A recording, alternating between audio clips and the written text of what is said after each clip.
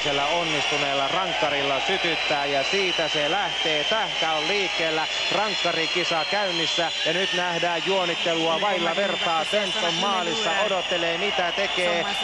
Tähkä on liikkeellä, harhauttelee, odottelee viimeiseen asti ja pistää sitten pallon sisään. Tätä Janne Tähkältä on odotettu ja näissä kisoissa se haave toteutuu. Tähkä on myös paikallaan rankkarin ratkaisuhetkillä ja osoittaa olevansa luottamuksen arvoinen tehdessään Suomelle ensimmäisen maalin. Siinä hän kypsytti sveitsiläismaalivahti Roger Töntsin ja vaikka kansa viheltää, Janne Tähkä kylmänviileästi itseluottamusta uhkuen on tämän ottelun ensimmäisen rankkarimaalin tekijä.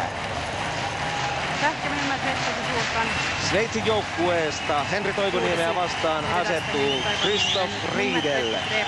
Kylmä mies. Ei ollut mukana varsinaisissa pelitapahtumissa laisinkaan.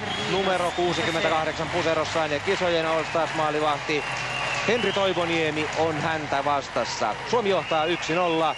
Ja Riedel on liikkeellä, lähtee verkkaisesti kuten Tähkä ja harhauttaa, mutta ei onnistu. Henri Toivoniemi hoitaa tilanteen ja antaa siinä kuittia saman tien myöskin Riedelille heti tuon laukauksen jälkeen. Suomen maalivahti on hoitanut ensimmäisen rankkarin niin kuin pitääkin ja ensimmäisten parin jälkeen Suomi johtaa 1-0.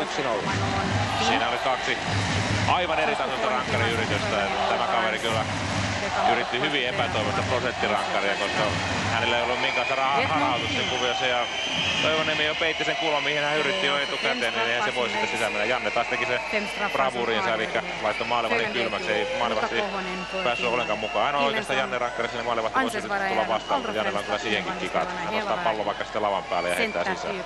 Mika Kohonen, Suomen kakkonen rankkarikisassa. Kohonen on tässä turnauksessa kertaalleen päässyt rankkaria yrittämään Venäjää vastaan, ei mennyt sisään, mutta nyt tämä Suomen kohutuin pelaaja on liikkeellä ja siellä on Tönts häntä vastassa. Mitä tekee Kohonen? Harhauttaa ja pistää pallon sisään, joten Suomen toinenkin rankkari tuottaa tulosta ja Mika Kohonen on ratkaisuhetkillä nyt sitten myöskin siinä vireessä, mitä häneltä voidaan odottaa. 2-0 kahden ensimmäisen suomalaissuorituksen jälkeen. Tönts menee tuohon Kohosen vipuun ja sieltä komeasti rystypuolelta kiertää Jyväskylän happeeseen ensi kaudeksi siirtyvä Kohonen ja jatkaa Suomen 100% tehoa rankkareissa. Thomas Engel astuu puolestaan esiin sveitsiläisistä. Tämä on tasoittava vuoro ja kansa kannustaa. Engel tunnetaan nopeampana rankkareiden laukojana. Lähti vauhdilla myöskin Toivoniemeä vastaan alkusarjan pelissä, epäonnistui silloin. Mitä tapahtuu nyt ja ohi menee rystypuolelta ylös ja näin käy, että maali on liian pieni tuohon Engelin laukaukseen.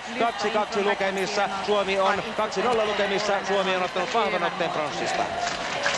Oli oikeastaan hämmästyttävää siinä jatkoajalla, että Sveitsi ei sitten ihan loppuraisesti hakenut maalia, koska kyllä Sveitsi tietää, Sveitsin valmennus tietää, että Suomi on parempi näissä. Siis Suomen pelaajat on yksilötasolla parempi näissä.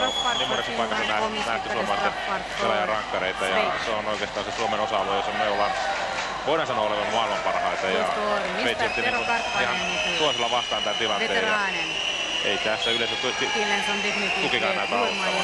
Tero Karppanen, kolmannet parit esiin ja Karppanen vastaan Tönts ensimmäisenä estraadilla. Suomi johtaa 2-0 rankkarikisassa. Karppanen vetkuttelee loppuun asti ja pistää sitten komeasti tuosta komeasti rannelaukauksella pallon yläkulmaan ja Suomi johtaa jo 3-0 ja Karppasen tuttu tuuletus ja sitten tervehdykset joukkuekavereille ansaitusti onnistuneen suorituksen jälkeen. Harhautusliike, poikittaisliike, jonka jälkeen ranne heilahtaa pallon yläkulmassa ja maalivahti Tönts ei voi tilanteessa yhtään mitään. Karppanen ja Tähkä rankkarispesialisteiksi laaditut miehet ovat kyllä nyt sitten Kohosen säestämänä laittaneet sveitsiläiset ahdinkoon. Jos tässä nyt epäonnistuu seuraava mies, niin silloin Suomi on jo karkumatkalla ja ratkaissut pronssit. Hofbauer on liikkeellä, pistää pallon sisään kuitenkin vielä saadaan rankkarikisalle ratkaisua, kun Mattias Hofbauer jatkaa maalintekoa vireessä myöskin rankkaripuolella. 3 maalia ottelun varsinaisella peliajalla ja ratkaisun siirtäminen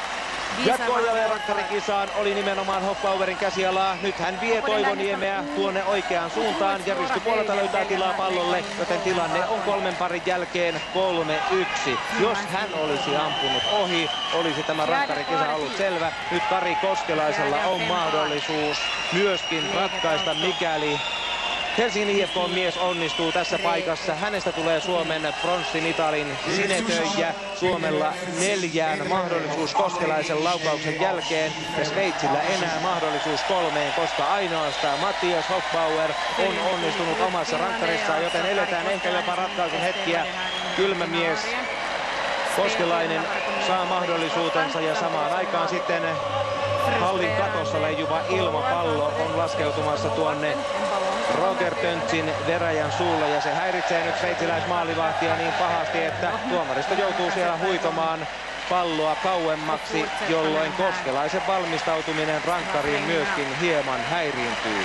Mutta katsotaan, nuori, huomenna 22 vuotta täyttävä Kari Koskelainen voisi tässä kyllä hankkia itselleen makoisan syntymäpäivälahjan. Pallo sisään ja Suomi on maailmanmestaruuskilpailujen pronssimitalisti. Koskelainen hiipii kuin vaaleanpunainen pantteri ja pistää pallon sisään. Kari Koskelainen, hurja onnistumisprosentti loppuottelussa, käy kentällä 5 sekuntia, ratkaisee Suomelle pronssia ja näiden kuvien myötä nähdään, että se maistuu todella makealta. Ei ei voinut Sveitsin maalivahti Roger Tönts yhtään mitään tilanteessa, kun Koskelainen kylmähermoisena miehenä pistää pallon sisään. Suomi laittaa kaikki 4 ensimmäistä rankkariaan verkkoon ja Kari Koskelainen sinetöi tämän pelin Suomen joukkueelle. Kisat olivat suuret odotuksiltaan etukäteen. Välillä tuli takkiin Sveitsille alkusarjassa, Ruotsille välierästä, mutta kyllä tämän hurjan maratonottelun päätteeksi pronssi maistuu Suomen salibändiväelle, vai kuinka Jari-Petri Anttila? Kyllä,